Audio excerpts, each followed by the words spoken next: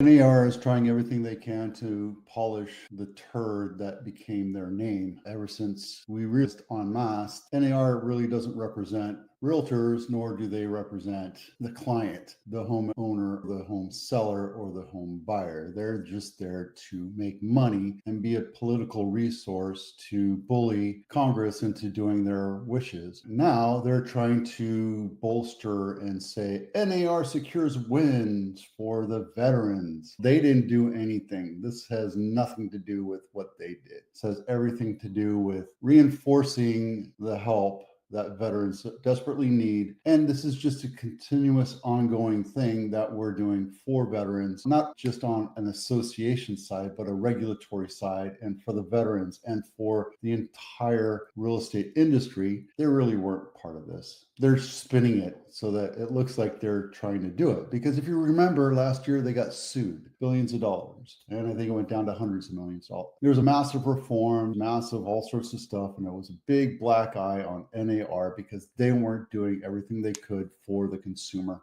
or their agents. So even though I am forced to be a realtor, I don't use that term anymore because I don't think it means what it means anymore, what it originally started out as. And shame on them for trying to spin this as they're like, oh, we did this and they're advocating for the don't. Shame on you. Mortgage rates dropped the lowest level in 10 months, upping purchasing power in a buyer-friendly market. Even though Powell hasn't dropped rates, we're still lowering rates because the industry is requiring it. This isn't going to bring in a flood of buyers. This is going to bring in buyers that are kind of looking at the market and seeing what's going on and waiting for the rates to drop. Well, guess what? Rates dropped. Today, we're 25 bips or basis points down from the all-time high, which was actually 7.68, 7.8%. Today, we're down to 6.72,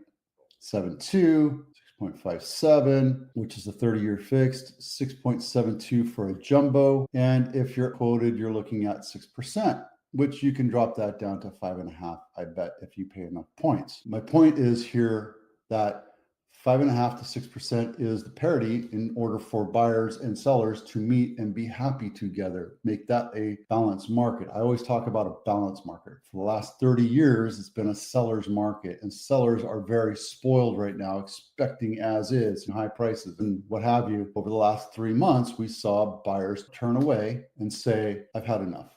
I'm not going to play those games anymore. I'm just going to sit and wait and watch houses sit on a market, and a lot more houses have sat on market. Houses are still selling quite fast in the Santa Clara County and 12 Bay Area counties. They're still selling rather fast, but if they're not priced properly, they're going to sit on the market, and then the seller is going to think that the agent is an idiot. The market is demanding that buyers take their time. The market is saying that if I'm a buyer, I'm going to look at, because there's a ton of properties out there and there's not a lot of buyers. I'm going down to Monterey this weekend, and 3 of the houses that we're looking at, and these are high-end houses, is already in contract. And it was less than 20 days that they went into contract. It's not abnormal. I had a house go on market, and within 5 days, I had 2 offers. So if your house is properly priced based on the condition, location, and the market that's demanding it, meaning you're looking at the comps and saying, this is what my house I think is worth, your house is going to sell fast. If you're overpriced, you're going to sit on market. So please take a look at it. The link's also in the comments. Los Gatos House of the Week, not my listing. It's a busy street, $2.7 million, 3-bedroom, 2-bath, 1,800 square feet, and it is on University. I like this house because it's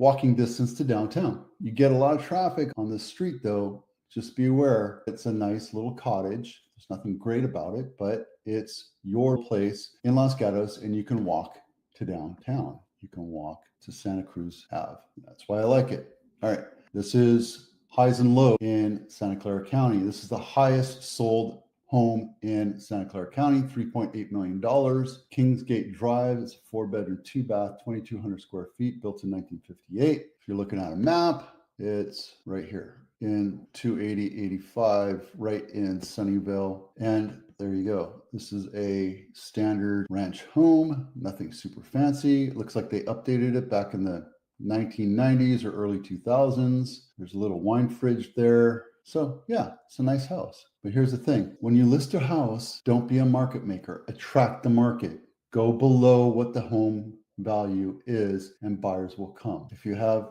6 open houses and 40, 50 people come through and you still don't have an offer, chances are your house is being marketed correctly, but you're overpriced, right? This is the lowest list price to sales price ratio, which is 70%. Original list price is $1.3 million. This is in Morgan Hill. It's in fire country, but it's not in the Mass Hills. This is Holiday Estates at 37 days on market. This one looks like it was distressed and somebody found out, and guess what? They took advantage of it and dropped the price $390,000 off of list price, 70% off of list price because of condition. This house is a total beater. There's no reason it should have ever started off at 1.35. That looks like a kitchen. No, that's a bathroom. Should you stage your house? Yeah, if your house is lacking in any area, meaning your kitchen's older or your bathroom or it's the original, stage, paint it up, make it look fresh, make it look ready to sell.